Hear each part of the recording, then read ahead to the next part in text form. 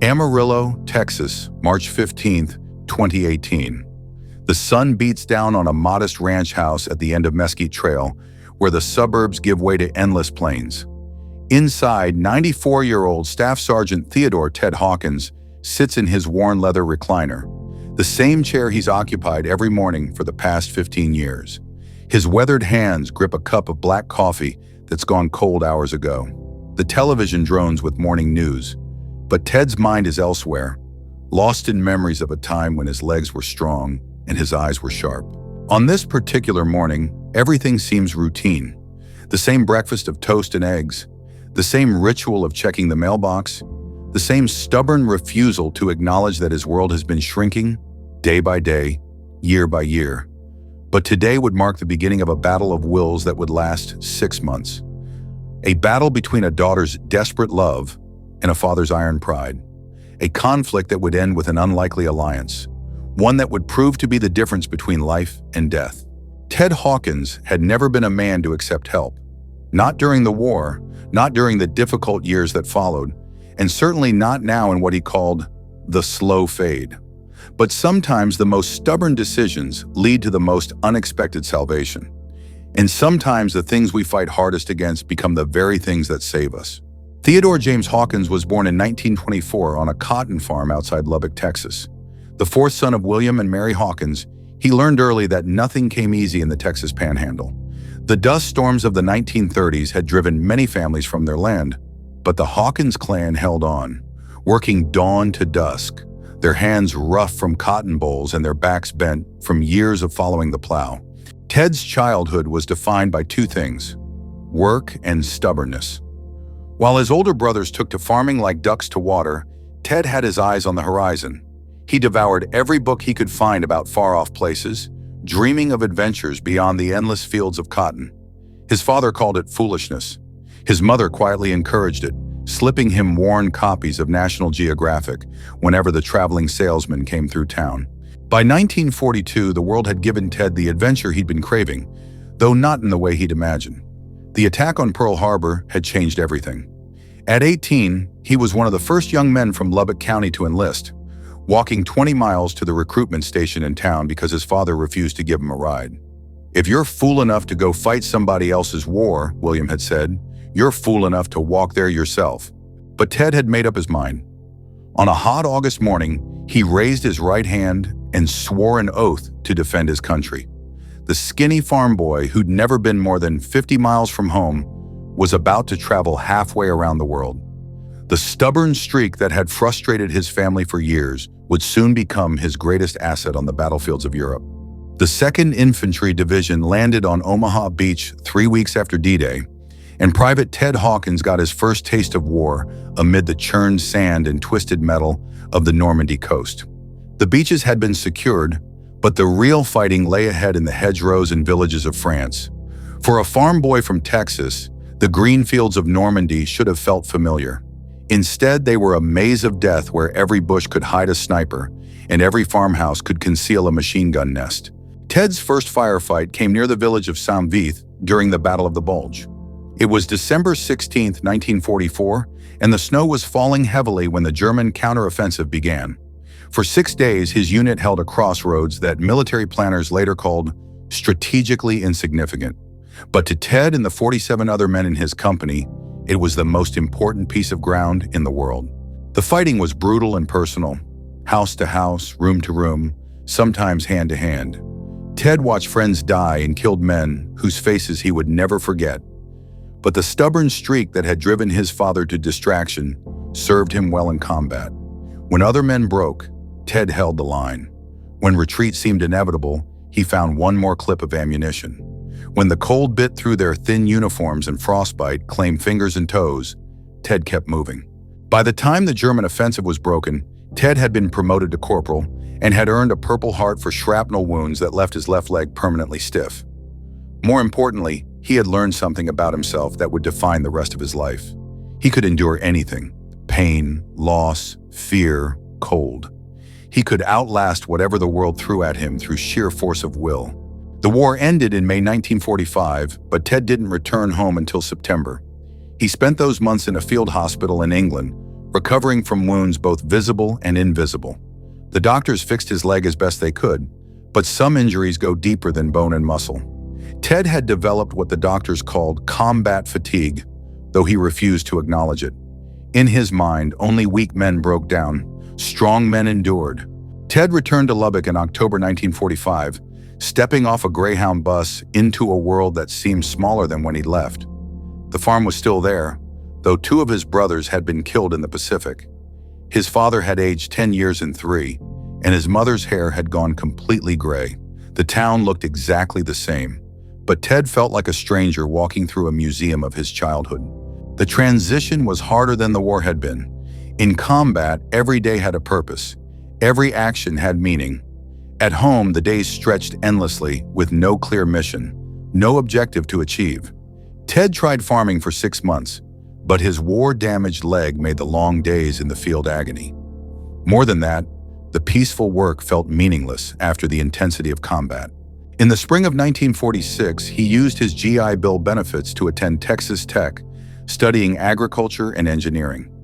College was where he met Margaret Maggie Coleman, a school teacher's daughter from Amarillo with bright green eyes and a laugh that could make Ted forget about the war for whole minutes at a time.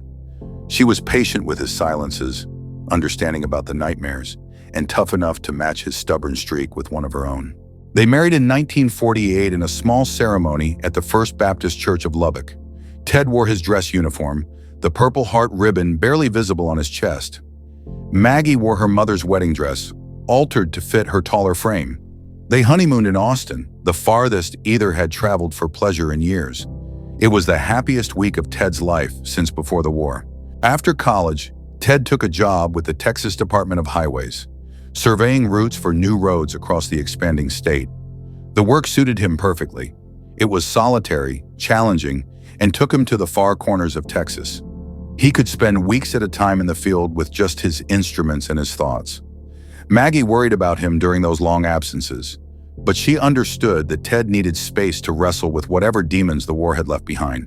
By 1952, Ted and Maggie had settled in Amarillo, buying a small house on Mesquite Trail with a VA loan and a down payment saved penny by penny. Ted had been promoted to district supervisor, overseeing highway construction from the Oklahoma border to the New Mexico line. It was steady work that paid well, and Ted attacked it with the same methodical determination he'd brought to everything since the war. Their daughter Susan was born in 1953, a red-faced, strong-lunged baby who seemed determined to make her presence known from day one. Ted was terrified of fatherhood, convinced that his damaged nerves and volatile temper would somehow harm this perfect little creature. But Susan changed everything. Holding her for the first time, Ted felt something shift inside him. For the first time since coming home from Europe, he had a clear mission again. Ted threw himself into fatherhood with military precision. He researched child development like he was planning a campaign. He built Susan a crib with his own hands, sanding every surface smooth and applying coat after coat of non-toxic paint. When she started walking, he baby-proofed the house with the thoroughness of a man securing a forward position. When she began talking, he read to her every night, his gravelly voice working through fairy tales and adventure stories. The 1950s were good years for the Hawkins family. Ted's career prospered as Texas built its modern highway system. They bought a larger house, took family vacations to Colorado and California, and slowly built the comfortable middle-class life that had been the promise of victory in the war. Susan grew into a bright, determined girl who inherited her father's stubborn streak and her mother's gentle heart. But the war never truly left Ted. Sometimes Maggie would wake to find him standing at the bedroom window at 3 in the morning, staring out at the darkness. Sometimes he would disappear into his workshop for hours, building birdhouses and fixing things that weren't broken. Sometimes he would go days barely speaking, lost in memories he couldn't share with anyone who hadn't been there. The first sign that something was seriously wrong came in 1967, when Ted was 43 years old. He collapsed during a routine highway inspection, clutching his chest and gasping for breath. The doctors at Northwest Texas Hospital diagnosed a minor heart attack, probably caused by years of heavy smoking and the stress that Ted carried like a backpack full of rocks. Ted recovered, but the heart attack marked the beginning of a slow decline that would stretch across decades. The doctors told him to quit smoking, reduce stress, and take better care of himself. Ted ignored them completely. He had survived the battle of the bulge, he reasoned. A little chest pain wasn't going to slow him down. Over the next 20 years, Ted's health deteriorated in stages. Another heart attack in 1974, this one more serious. Diabetes diagnosis in 1978. High blood pressure that required daily medication. Arthritis that made his war-wounded leg increasingly painful. Each health crisis was met with the same stubborn denial. Ted would spend a few days in the hospital, follow the doctor's orders just long enough to get Maggie off his back, then return to his old habits. Susan, now grown and working as a nurse in Dallas, watched her father's decline with growing frustration. She would drive to Amarillo every few months, finding new evidence of his deteriorating condition. Prescription bottles unopened, doctor's appointments missed, simple tasks left undone because Ted was too proud to admit he needed help. "Daddy, you need to take better care of yourself," she would plead during their increasingly tense conversations. "I've been taking care of myself since before you were born, sweetheart," Ted would reply, his tone brooking no argument. "I don't need some pill-pushing doctor telling me how to live my life." The stubborn independence that had served him so well in war and work was becoming his greatest enemy in old age. But Ted couldn't see it that way. To him, accepting help was the first step toward becoming helpless. And helplessness, to a man who had survived the worst that the world could offer, was a fate worse than death. Margaret Hawkins died on a Tuesday morning in February 2003. She had been battling cancer for 2 years, a fight she waged with the same quiet determination she had brought to everything else in her life. Ted had been her primary caregiver, refusing to hire help or consider nursing care. Even at 79, with his own health failing, he was convinced he could handle whatever came. Maggie's death broke something in Ted that had survived war, health crises, and decades of accumulated pain. For 60 years, she had been his anchor, the one person who could penetrate his stubborn shell and reach the frightened young soldier still hiding inside the tough old man. Without her, Ted felt completely alone for the first time since 1948. The house on Mesquite Trail became a mausoleum. Ted left Maggie's clothes in the closet, her books on the nightstand, her coffee cup in the kitchen sink. He ate canned soup and frozen dinners, barely maintaining himself physically while emotionally withdrawing from the world. Susan made increasingly frequent trips from Dallas, finding her father thinner and more isolated each time. "Daddy, you can't live like this," she would say, surveying the accumulated mail, the unpaid bills, the growing evidence of a man who had lost the will to maintain his life. "I'm fine," Ted would insist, though both of them knew it was a lie. "I don't need anybody fussing over me." But Ted wasn't fine. His diabetes was poorly controlled. His blood pressure medicine sat unopened on the kitchen counter. He had fallen twice in the past month, once in the bathroom and once on the back steps. Each fall had been a reminder of his increasing frailty, a humiliating evidence of weakness that made him even more determined to prove his independence. By 2018, Susan Hawkins Morrison was at her wit's end.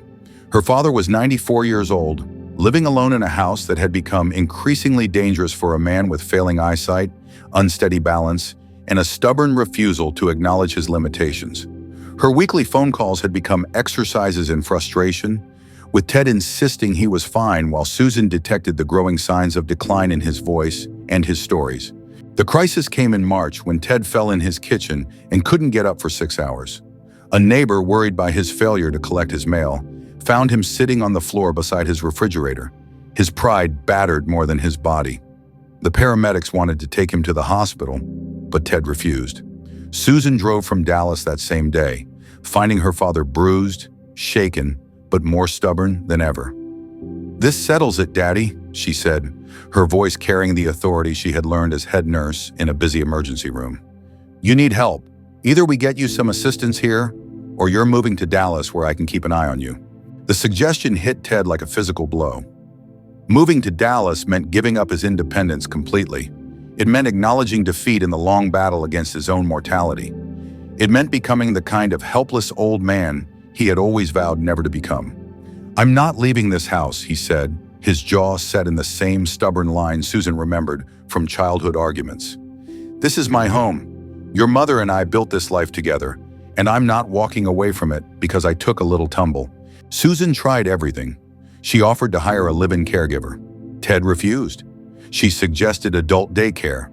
Ted scoffed. She mentioned assisted living facilities. Ted threatened to disinherit her.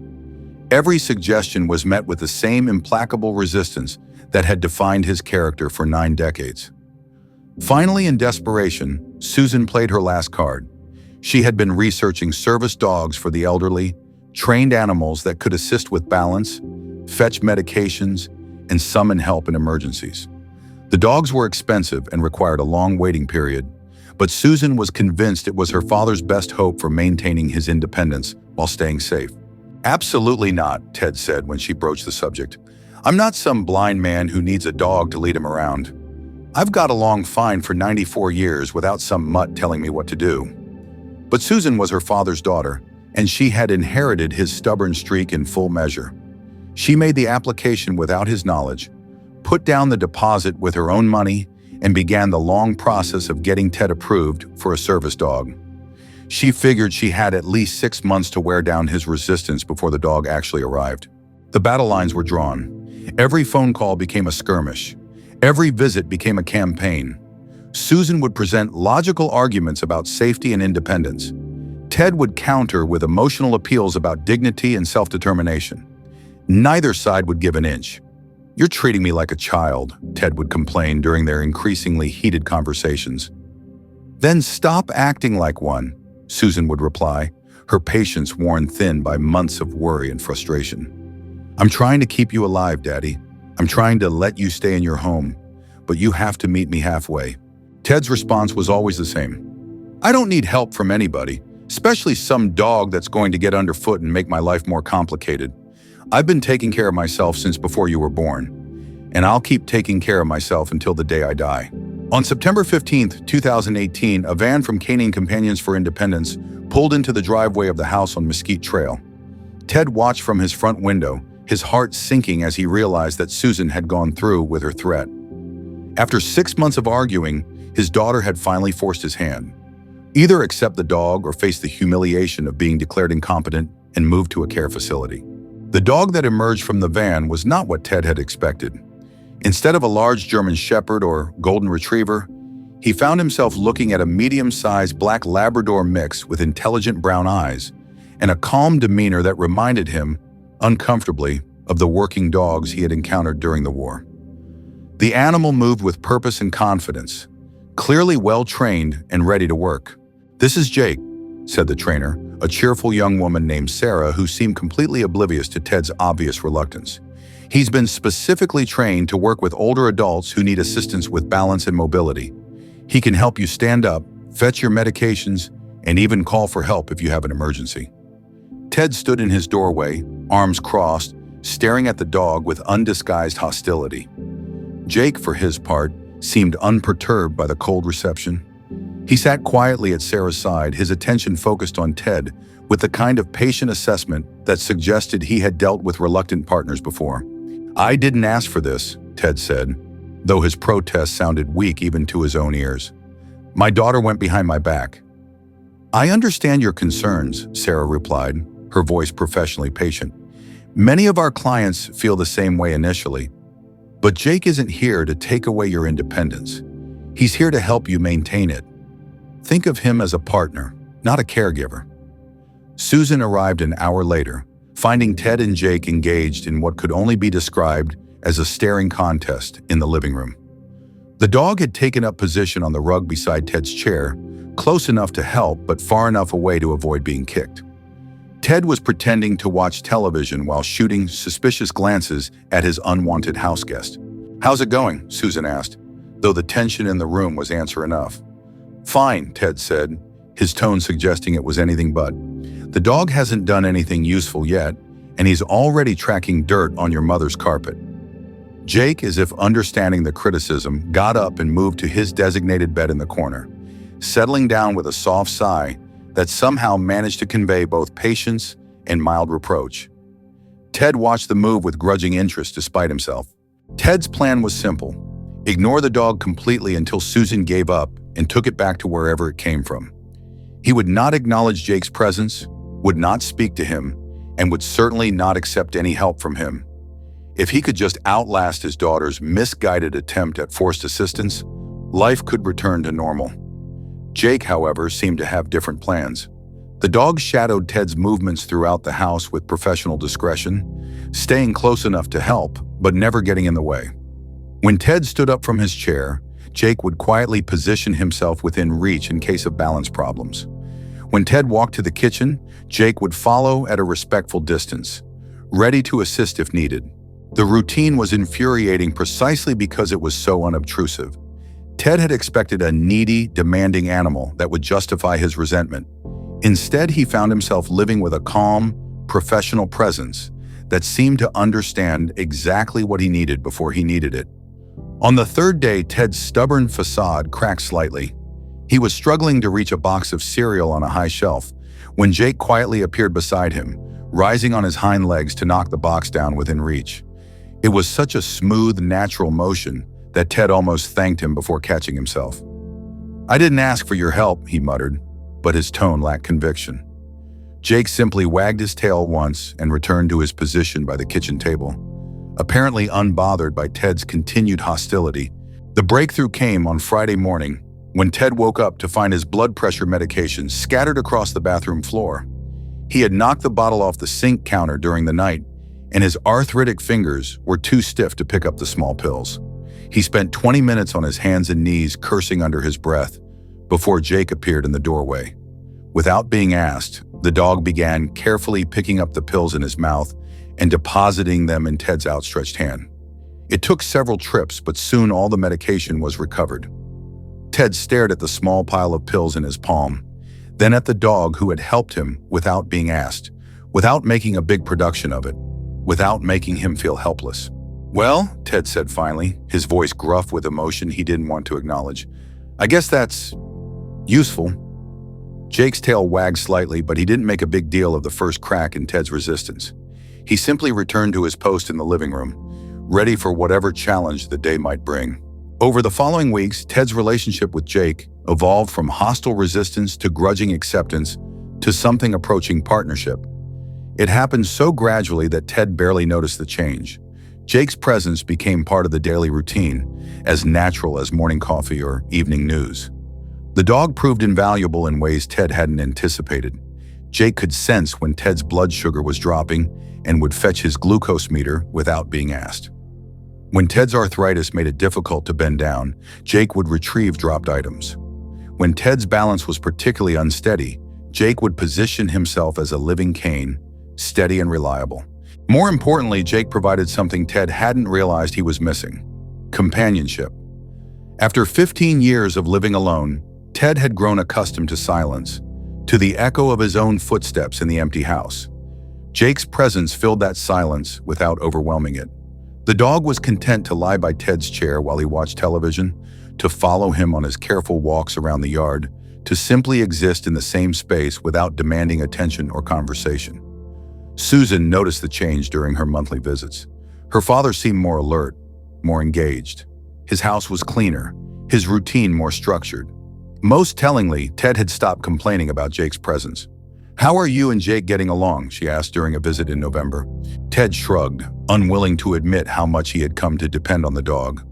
"He's not terrible, I suppose. Doesn't eat much, and he stays out of my way." But Susan noticed how Ted's hand automatically reached down to pat Jake's head when he said it, and how Jake's tail thumped against the floor in response. The partnership she had hoped for was clearly developing, even if her stubborn father wasn't ready to acknowledge it. The real test came in December, when Ted caught a respiratory infection that left him weak and dizzy. For 3 days, he was barely able to get out of bed. Jake never left his side, bringing him water bottles, alerting Susan by activating the medical alert system when Ted's fever spiked, and providing a steady presence during the long, miserable hours of illness. When Ted finally recovered, he found himself looking at Jake with new respect. The dog hadn't just been a helpful tool during his illness. He had been a partner, a companion who had stayed loyal and attentive when Ted was at his most vulnerable. "You did good, boy," Ted said quietly, running his hand along Jake's neck. It was the first time he had addressed the dog directly, and Jake's entire body seemed to vibrate with pleasure at the acknowledgement. February 12, 2019. Amarillo was in the grip of a late winter storm, with temperatures dropping below zero and wind howling across the plains like a living thing. Ted had gone to bed early, feeling unusually tired and slightly dizzy. Jake settled into his usual spot beside the bed, alert even in sleep to any change in his partner's condition. At 2:17 a.m., Ted woke with crushing chest pain and difficulty breathing. He tried to sit up, but his left arm was completely numb and his vision was blurring around the edges. Even through the fog of pain and confusion, Ted recognized the symptoms. He was having a major heart attack, probably the big one that would end his long battle with mortality. His first instinct was to try to reach the phone on his bedside table, but his coordination was failing rapidly. His right hand refused to obey his commands, and the simple act of reaching 6 inches seemed impossible. Ted felt a moment of stark terror as he realized he was going to die alone in his bed, just another old man whose body had finally given out. But he wasn't alone. Jake was instantly alert, sensing the emergency with the kind of intuitive understanding that separated service dogs from ordinary pets. The dog immediately activated the medical alert pendant Ted wore around his neck, pressing the large button with his nose and triggering an automatic call to the emergency response center. Then Jake did something that probably saved Ted's life. Instead of simply waiting for help to arrive, the dog began a systematic series of actions designed to keep Ted conscious and breathing. He positioned himself so Ted could rest his weight against his solid body. He licked Ted's face to keep him alert.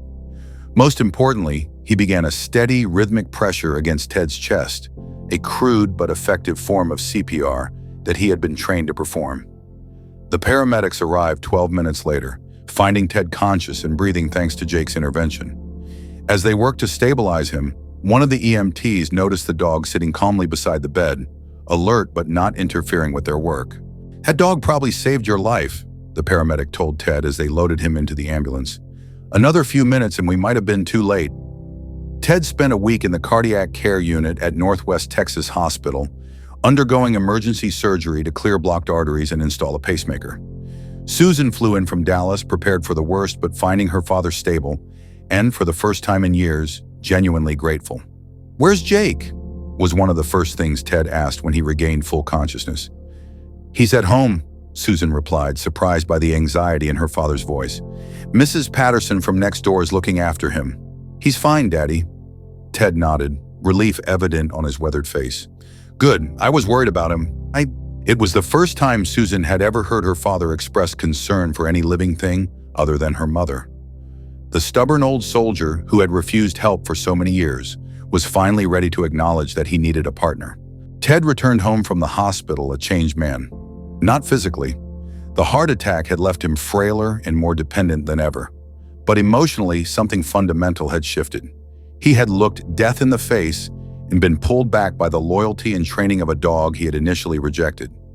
Jake seemed to understand that their relationship had changed as well. The professional distance he had maintained during Ted's period of resistance was replaced by obvious affection and protective concern. The dog rarely left Ted's side, constantly monitoring his condition and ready to spring into action at the first sign of trouble. Their daily routine became a carefully choreographed dance of mutual dependence. Jake would help Ted out of bed each morning, steadying him until his balance improved with movement. He would fetch Ted's medications and bring them with a glass of water. During Ted's short walks around the house, Jake would position himself as a living support system, ready to catch him if he stumbled.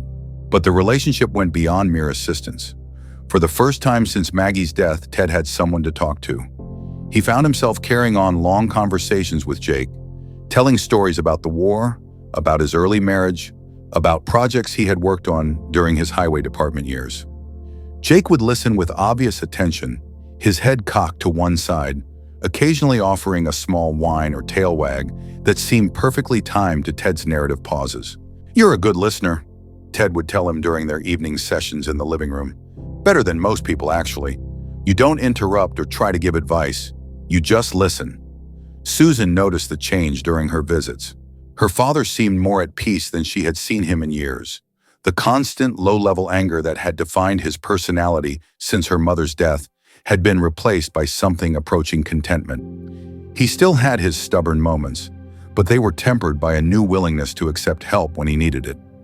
"I think Jake is good for you, Daddy," she said during a visit in March.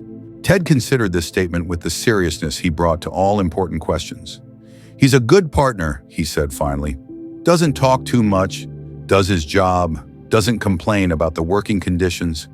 Kind of reminds me of some of the best soldiers I served with." Coming from Ted, it was the highest possible praise. Spring came early to the Texas Panhandle in 2019, and with it came a renewed sense of energy for both Ted and Jake. Ted's recovery from the heart attack had been slower than expected, but his spirits were higher than they had been in years. He had begun venturing outside more often, taking short walks around his yard with Jake at his side. The partnership that had begun with resistance and evolved through necessity had become something approaching friendship. Ted looked forward to his conversations with Jake, found comfort in the dog's steady presence, and had even begun to joke about their relationship with neighbors and visitors. "Jake and I have an understanding," he would tell people. "I pretend I don't need help, and he pretends he's not helping me. Works out fine for both of us." But beneath the humor was a genuine affection that surprised everyone who knew Ted's historically prickly personality.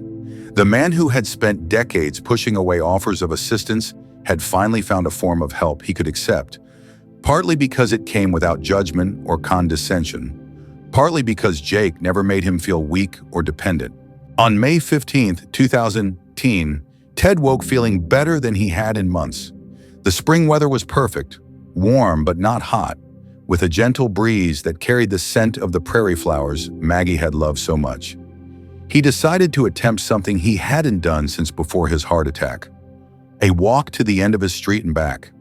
Jake seemed to sense the significance of the expedition. The dog was more alert than usual, positioning himself carefully on Ted's weak side and maintaining a steady pace that matched Ted's careful steps. They made it to the corner of Mesquite Trail and back without incident, a distance of perhaps 200 yards that represented a major victory for Ted's recovery. "Not bad for a couple of old soldiers," Ted told Jake as they settled back into their chairs in the living room. Jake's tail thumped against the floor in what Ted had learned to recognize as the dog's version of agreement. That evening, Ted called Susan for their weekly conversation. For the first time in years, he sounded genuinely happy, excited to tell her about his successful walk and Jake's steady support throughout the adventure. "I think I'm getting stronger," he said, and Susan could hear the pride in his voice. "Jake and I walked all the way to the corner today. Haven't done that since before the heart attack." "That's wonderful, Daddy," Susan replied, tears forming in her eyes at the joy she heard in her father's voice. "I'm so proud of you." "Couldn't have done it without my partner here," Ted admitted, and Susan could picture him patting Jake's head as he spoke.